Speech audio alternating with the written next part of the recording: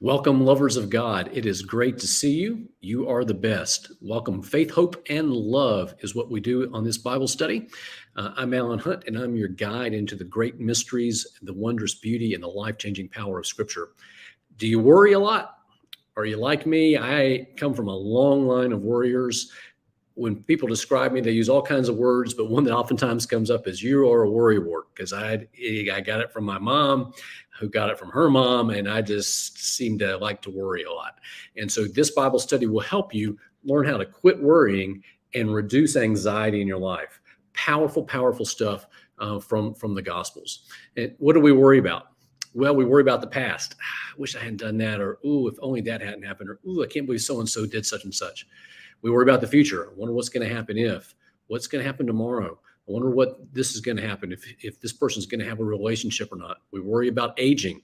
Oh, my body's not as strong as it used to be. What's it going to be like 5 years from now? What's it going to be like 10 years from now? Am I going to be able to live on my own, or am I going to need help? We worry about other people's opinions of us. We worry about that a lot, don't we? What will they think if I do this? Is this going to please somebody else? If I do this, am I going to feel ashamed, or people are going to make fun of me? We worry about money. Am I going to have enough money? Do I have enough money to last through retirement? Do I have enough money to take care of this? Do I have enough money to pay these bills this month? Do I have enough money in a time of exploding inflation? We worry about money. We worry about making a mistake. I don't want to make a mistake. Sometimes our perfectionism gets in it gets in the way there, doesn't it? We worry about making a mistake as if somehow making a mistake is the worst thing in the world.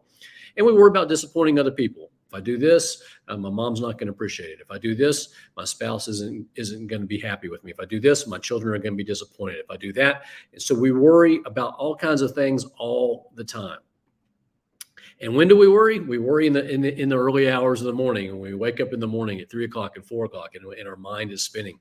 We worry when we're alone and we don't have other people to bounce things off of. We worry when we're on vacation and all the busyness settles down and all we have is our thoughts, and we begin to think about different kinds of scenarios in our life. We worry when we go to parties or gatherings because we're around people that we don't know, and we don't want to do something that would embarrass us or that would cause harm. We worry before an event. We worry after an event. Did that go the way that I wanted it to go? Did I say the wrong thing to the wrong person? Did I act in the right way? And we worry when we're pretending to be somebody that we're not, because all of us have that sense that we're inadequate or that we're an imposter. And so a sense of, we try to put on a persona, and we worry, will people really see through that? Will they know that I'm not as competent as they think that I am? And so we worry at different times. We worry about lots of things. And that's what this scripture, the gospel reading this week, we've been journeying this year through the Gospel of Luke. We're going to learn how to release worry. And powerful lesson comes from Jesus in the Gospel of Luke, chapter 12, verses 32 to 34. Fear not, little flock, for it is your Father's good pleasure to give you the kingdom. Sell your possessions and give alms. Provide yourselves with purses that do not grow old, with a treasure in the heavens that does not fail, where no thief approaches and no moth destroys. For where your treasure is, there your heart will be also. Beautiful little 3 verses there coming from Jesus in the Gospel of Luke. And what I want you to notice is where this comes in the Gospel of Luke. Again, we've been journeying through the Gospel of Luke throughout this whole year. Most of our Bible studies have been on because it's the church's gospel this year. And this passage comes right after the parable of the rich fool. Remember, we talked about this a week or two ago, about the man who had barns, and his barns weren't big enough for all the stuff that he was accumulating. And so he decided to tear down those barns and build bigger barns because he was all consumed about that. And Jesus says, "You fool, you're worried about your stuff. And tonight I demand an accounting of your soul." And we realize we've got attached to the wrong things. And Jesus says there to be on guard against greed. So what is greed? Greed is when we worry that we are going to need more. We worry that we need more, that we don't have enough. We worry. And so we continue to accumulate. We get attached to stuff as if having enough money, having enough things, having enough possessions is going to safeguard our lives. That's before this in the Gospel of Luke. And then right after that comes the next story where Jesus says, don't worry, be on guard against anxiety. That's when we worry that we won't have enough. So these verses right here that I'm about to share with you come immediately before our gospel reading this week. Here's where Jesus picks up in Luke chapter 12, beginning in verse 22. And he said to his disciples, therefore I tell you, don't be anxious about your life, what you shall eat, nor about your body, what you shall put on. So don't be anxious about your life. Again, that's the worry. Verse 23, for life is more than food and the body more than clothing. Consider the ravens. They neither sow nor reap. They have neither storehouse nor barn, and yet God feeds them. Of how much more value are you than the birds? And which of you, by being anxious, can add a cubit to his span of life? If then you are not able to do as small a thing as that, why are you anxious about the rest? So Jesus says, don't be anxious about your life, what you're going to eat, about your body, what kind of clothing you're going to have, because your life consists of more than that. Verse 23. Verse 24, consider the ravens. They don't do anything, and God takes care of them. And how much more valuable are you than the birds? And then verse 25, which of you, by being anxious, can add a cubit to his span of life? So in other words, worrying is not going to help you live any longer or any better. So why do we do that? And then Jesus continues, consider the lilies, how they grow. They neither toil nor spin. Yet I tell you, even Solomon in all his glory was not arrayed like one of these. But if God so clothes the grass, which is alive in the field today and tomorrow is thrown into the oven, how much more will he clothe you, O men of little faith? Don't seek what you are to eat and what you are to drink, nor be of anxious mind. For all the nations of the world seek these things, and your Father knows that you need them. Instead, seek his kingdom, and these things shall be yours as well. So look at the lilies of the field. God takes care of the grass, and it's just going to burn up in the fire tomorrow. God is going to take care of you. Don't be consumed by greed, trying to accumulate too much. Don't be concerned by anxiety that you're not going to have enough. Trust God. And so that is when this gospel reading for this week shows up. Jesus, again, hear it again. Luke 12, verses 32 to 34. Fear not, little flock, for it is your Father's good pleasure to give you the kingdom. Sell your possessions and give alms. Provide yourselves with purses that don't grow old, with a treasure in the heavens that doesn't fail, where no thief approaches and no moth destroys. For where your treasure is, there will your heart be also. So Jesus is teaching us to have faith. The word there for faith really is it's not just to, I believe there is a God. I intellectually agree with the concept of God. Faith really is a word that means a deep trust. Faith and trust really they're almost like identical twins.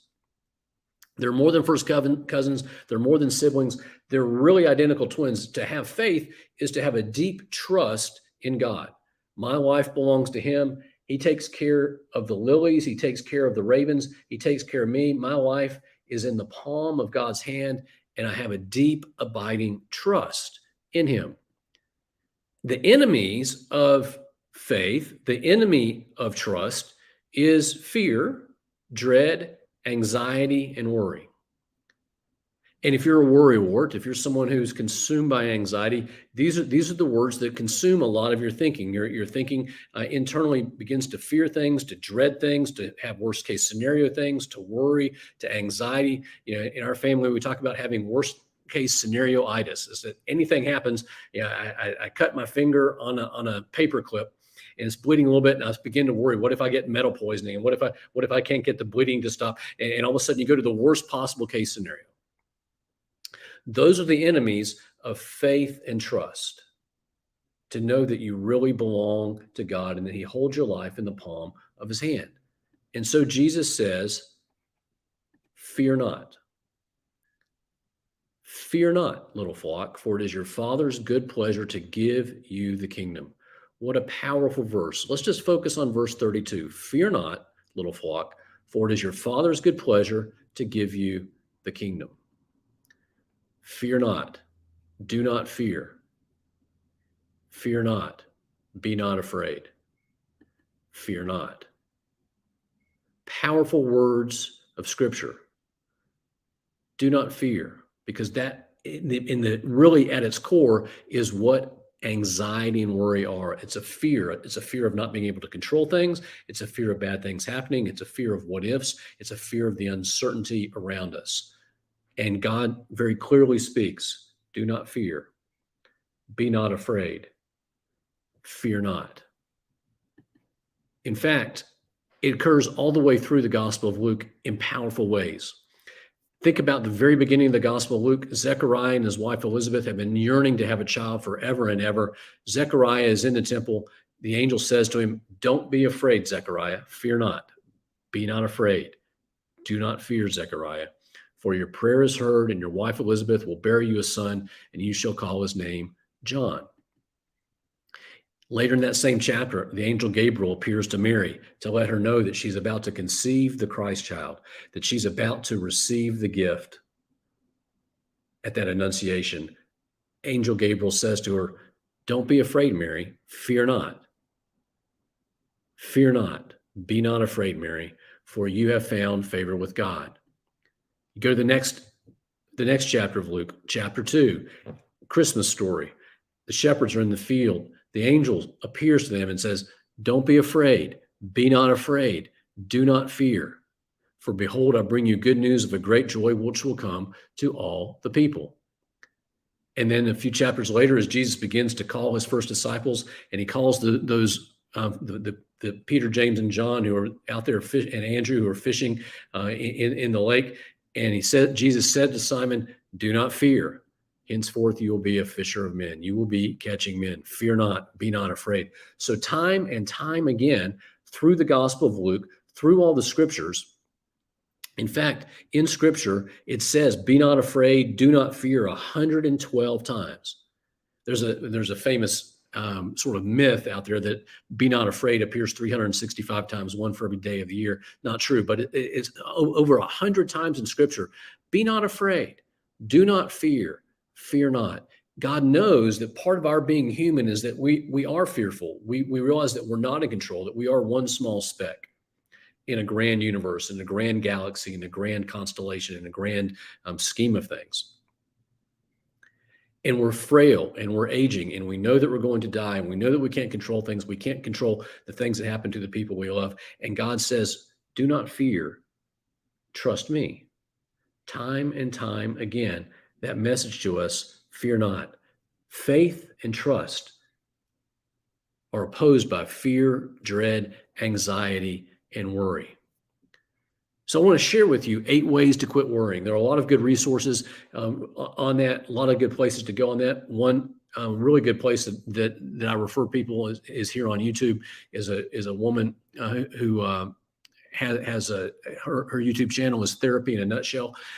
You can learn a lot about worry and anxiety from her. But I want to share with you 8 simple ways to begin to quit worrying, to learn to have faith and trust. Number 1 is to have a daily routine of prayer.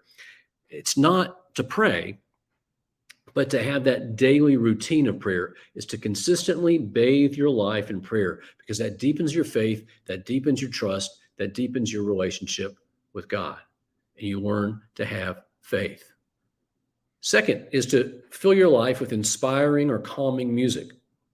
One of the things that's been most powerful in my life in helping me learn to worry less and to trust more is to not have too many times when I'm working in silence or I'm just sitting in silence, but to have calming, inspiring music that lifts my spirit and frees my mind from getting caught in those routines and those ruts of worry and anxiety.